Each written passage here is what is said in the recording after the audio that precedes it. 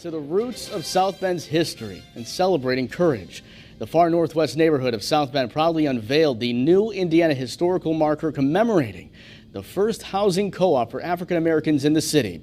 Their efforts to build good homes for their families came at a time of discrimination and segregation, and yet they prevailed. That marker on display on the corner of Elmer and Keller Streets. That's where we find ABC 57's Haley Fixler.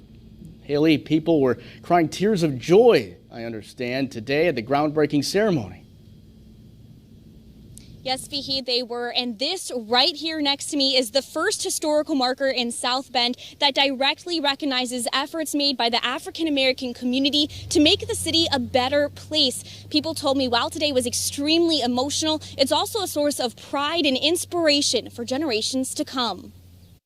I was real small. He used to tell us stories, about how he grew up. It's a legacy. And then how they came over here and struggled and couldn't get housing. Living on. Recognizing the contributions of African Americans to South Bend's history. A legacy now rooted in South Bend's soil, showing hard work and determination can accomplish what some would say was impossible. The work and the achievements of Better Homes in standing up against discrimination. A 2-block radius, the Better Homes of South Bend, where African Americans built their dreams and raised their families amid a segregated society. Every time we acknowledge the past, the real reason we do it is in order to have a better future. Saturday, old and young gathered to remember, a pride that spans from generation to generation. For the world that we live in and that those little kids are going to grow up in, that we need to acknowledge our past and the good, the bad, and the ugly. This is one of my granddaughters. They'll learn the history of it. We'll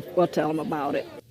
To show the strides South Bend has made. I hope that they learn the struggles that my father and the rest of the neighbors had to go through to get this housing over here. And the ones many feel are still ahead. Frankly, there are some in Washington who are seeking to divide us along racial lines, that we come together as a community and recognize and celebrate what we have in common.